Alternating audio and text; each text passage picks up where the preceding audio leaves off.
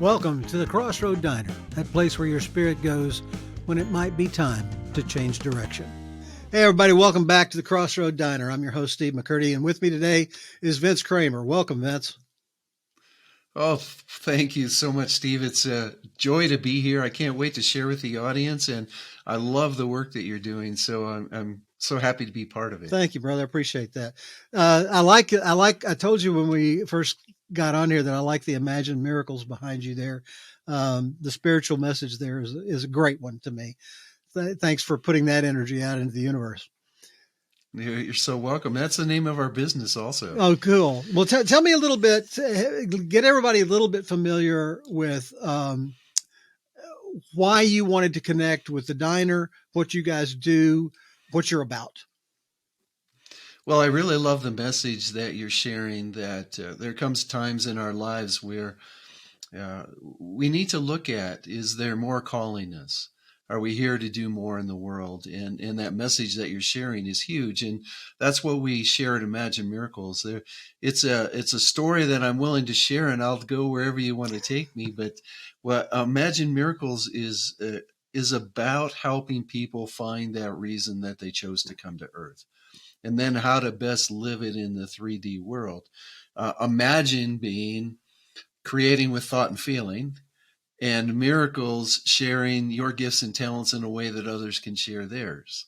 It's if you look at the miracles in the Bible, it was really someone truly sharing their gifts and talents so others could experience life in a different way. And then having that that's what Imagine empowered, Miracles. and then having that gift or talent that they had, the power of it increased and magnified by their alignment with spirit. Yes, for sure. Yeah. Yes, and in each and every one of us are tapped into source. We're God energy, with, if you will, a universal energy. So we have so much more power than we believe that we have. Yeah, no question. This is going to be a good session. I'm looking forward to it. You have a book out. We're going to talk about that book toward the end, but I want people to know who you are first. So this interest that you have, was sparked by something, by an event, maybe a series of events. I don't know. Can you tell me something about that story?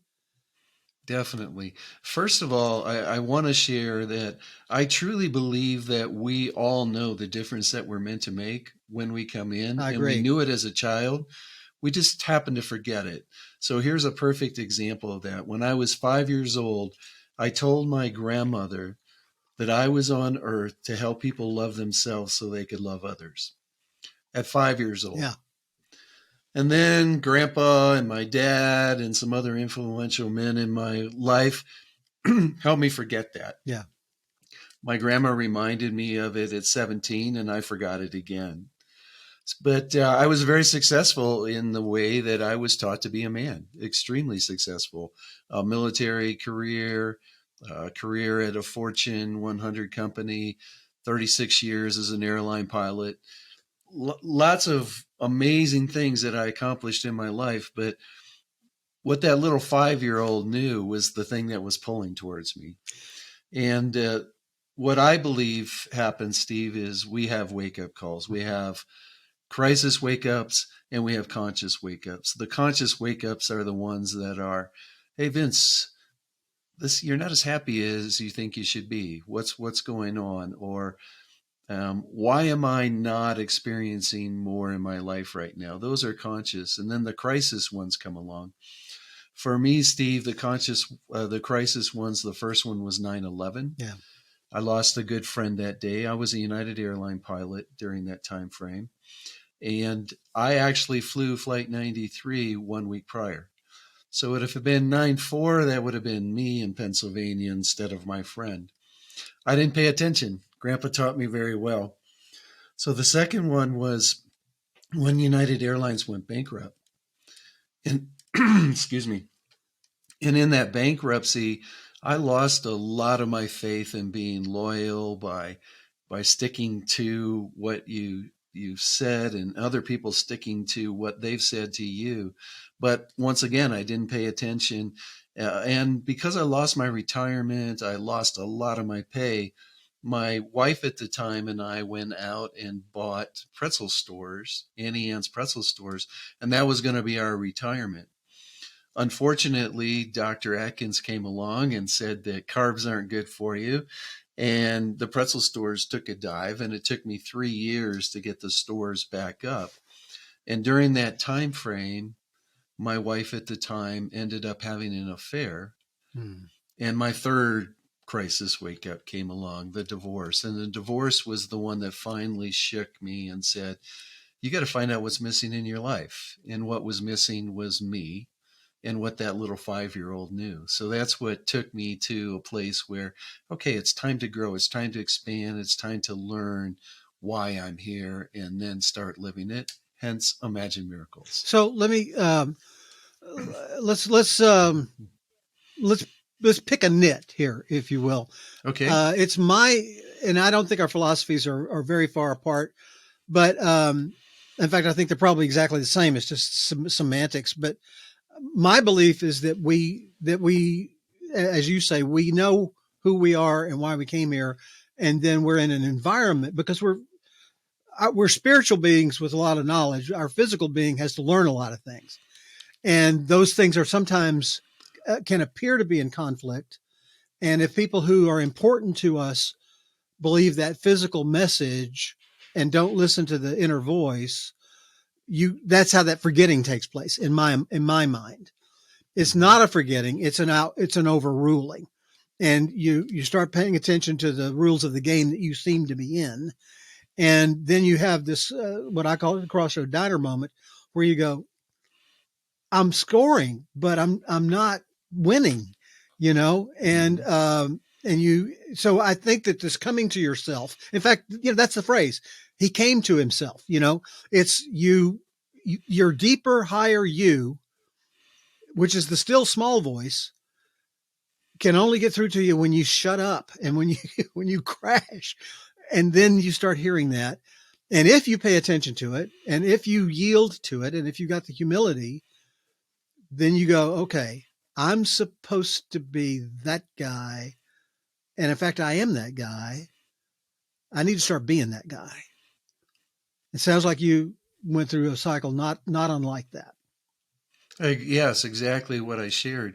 My philosophy is a little bit different in I believe that we all knew why we were here, but we had to forget to develop all these amazing gifts and talents that it takes to bring the real reason that we're on this earth to light, to help people, to serve people. And that could be one person or that could be millions of people that we're here. It depends on what our divine intent is. But in forgetting, we get to experience all these wonderful things, circumstances, experiences that help us create those gifts and talents. So for me, I learned how to be an instructor. I Mm-hmm. learned what it was like to follow someone else's rules. I learned what it was like to know that there's something else out there for you and to not know what it was, and then really nobody to help me find it. So all of those amazing experiences that I had really helped me develop everything that I needed to be a guide, to be a transformational coach, to really help people step on that journey. So I do feel we forget because we have, like you said, our higher self knows everything. And if we would just listen to, like you said, the quiet voice instead of those loud voices that are the subpersonalities telling us how we should be or how we should act, it really gets to a point where then, yes, we get shaken so hard sometimes. And some people don't have to. I wish it would have been me. I wish I didn't have to go through a divorce Yeah. and the bankruptcy and everything. But I was locked into society's way, grandpa's way. Yeah. And then I needed that shaking to say, okay, Vince, wake up. So did that lead to the book? So the interesting thing about the book is that it is the journey that I had to go through because in me stepping into my spirituality, first of all, I grew up Catholic. Yeah. So I grew up with religion and the belief in God, but there was some things that I just didn't quite understand outside of the dogma. And when Mary, my current wife and business partner, came into my life, she started talking spirituality in a way that uh, it kind of made sense, but it was against what I really believed. And I started delving into science more to prove to myself what I believed, but I thought I was going to prove Mary wrong. Hmm. And the deeper I got, the more I saw that science and spirituality line up hand in hand. And in that lining up, I started going through and understanding that there was some things that I had to learn and expand into if I wanted to do the work that that little 5-year-old knew I was supposed to do. So the book talks about that journey and the experiences that I went through and understanding how we can tap into our guidance fully. Right. And the experiences I had that I just had to pay attention to. So that's what the book's all about. Where can people find the book? You can find it just about anywhere, but Amazon.com is probably the easiest place. And It's called tell us the name Awakening of the Through. book. Yes, it's Awakening Through Moments of Choice. So it's truly about my wake up to, hey, there's more to life and this is what I'm supposed to live.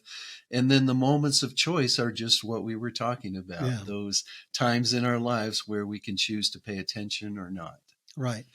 I don't think it's always true that falsehood shouts down truth, but the main tool that falseness has available to it is prolificness in the world and volume.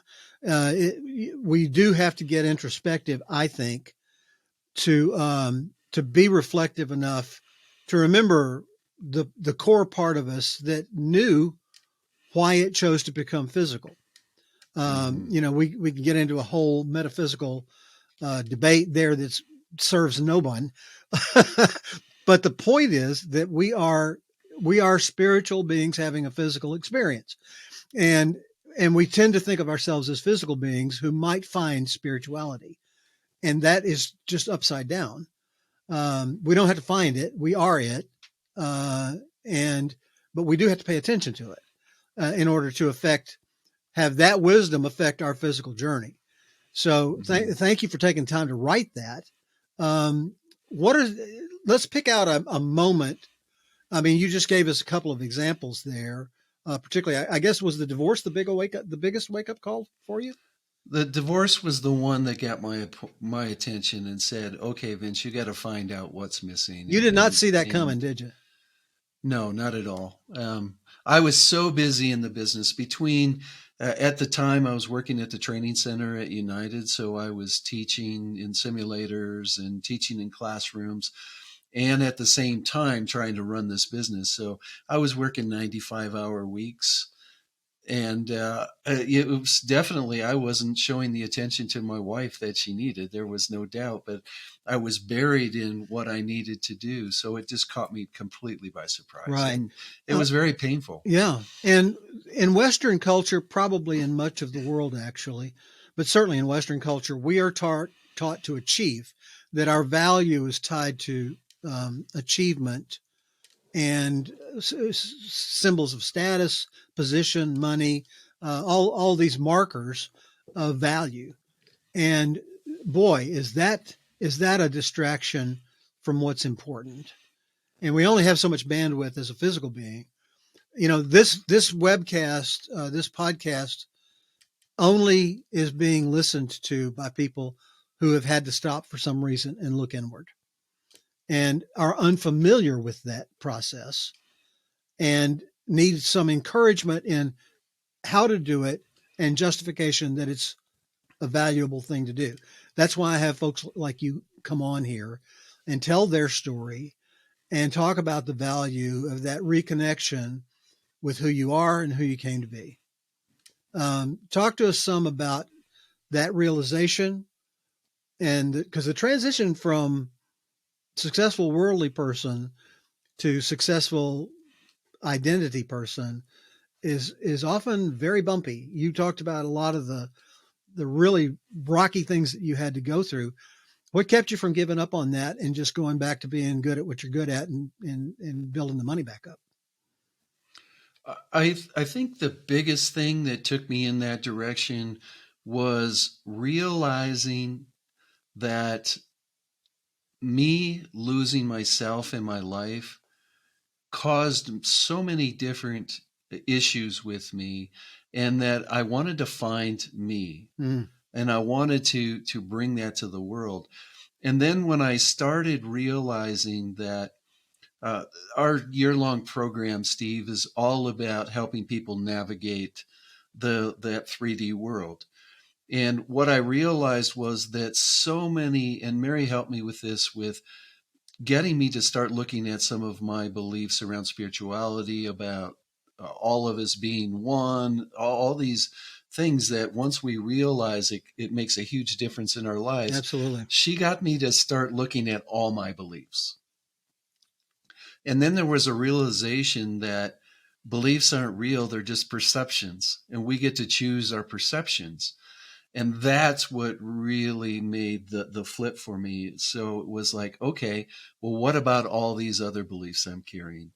What about what I learned from grandpa? What about what I learned from dad, from my religion, from everything that I experienced? I started looking at all my beliefs, not from a fact of are they right or wrong, but do they empower me or do they disempower me? Yeah, and I think one of the very important things about beliefs is we believe beliefs are truths until we realize that they are points of view and that are effective in the circumstances they were designed for or not. And it's very, very difficult for a human being who has been indoctrinated since childhood in a set of beliefs to challenge those beliefs and do it effectively because they obviously don't have the other sides of the information, and knowing what's true and what's somebody else's belief becomes very, very challenging. Do you have a litmus test that you use for going, okay, this is a belief and I need to challenge it and that's valid and here's why? We've got several different exercises that we use for people to look at and decide, is it empowering or not empowering, and then do I want to reframe it or not. But the big litmus test for me is, first of all, most of our beliefs were formed before we were 7 years old. Right. The majority, most before two, Yeah. which means a young brain that's in theta brainwave state, which means you're just a sponge, is soaking up everything around them and using their perceptions of, did I get love? Did I get fed? Was I safe? Using all of those things to form a set of beliefs. So the first thing that I like to share with people is, take a look at the belief from an adult mind Mm-hmm. and see if it makes sense, because so many of them don't. And that's the first litmus test for everything. Our reasoning brain, our frontal lobe, isn't fully developed until we're in our late 20s. So if you're past your late 20s, use that brain to look at some of the beliefs that you're using, because most of the time a 2-year-old's making the decisions for our That's lives. true. You've mentioned several times, you've alluded to programs and the way that your company. Give us a little bit of an overview of the services that you provide that support people in this journey. So my journey, that's illustrated and written about in the book, is really what our programs are all about. It was the things that I learned along the way to help me find myself, understand why I was living the life that I was living, Mm-hmm. and how to step into the one that I wanted to live and the one that I was meant to live. So our programs start out with uh, a and everybody that comes to work with me, either if it's in private coaching or the couples work that we do to help people find their what we would call their purpose as a couple Right. or business partners. No matter where they come to work with us, we always start out in a 7-week program that we call Take a Quantum Leap. And that's to help you completely uncover what you knew when you were young, why you came in, the difference that you were meant to make, and how you were going to make it. And we do that by helping people tap into their higher selves, to get that guidance, to get the higher frequency understanding of the energy stream that we represent here on Earth. And then from there, okay, you know your purpose. There's 3 parts to it. It's your quintessence, which is the essence that you share in the world. You can't help but be who you are. Your gift, the combination of your gifts and talents, and how you share it in the world, and then that difference that you're meant to make. And it's not the difference that you make for people. It's not the difference that you make for you. It's the difference that you make for the universe, humanity as a whole, the world. And once you uncover that, okay, how do we look at all these things that have been holding us back, all these obstacles, all the things that the belief system that we developed, the subpersonalities that are there to protect us? How do we learn to work with all of those and make them supportive of who we are? Particularly since they're at a different point on their journey. Their awareness of who they are, who they intend to be, and where they are on that journey is vastly different. Every one of us is, and on a bad day, you regress. Your availability of your awareness is overruled by the loudness of the crappy day you're in.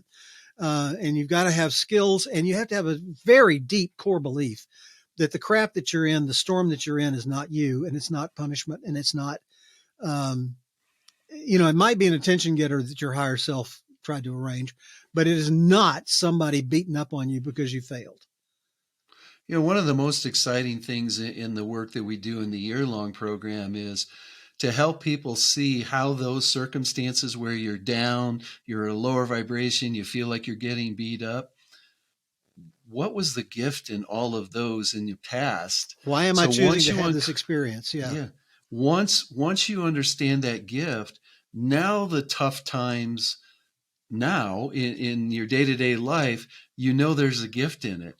And that was one of the most exciting things for me. And some people think I'm crazy, and I might be, but some of the tough stuff that's happened in my life, I'm excited about because I know there's something great going to come from it. Yeah. And finding that gift is the thing that pulls me forward.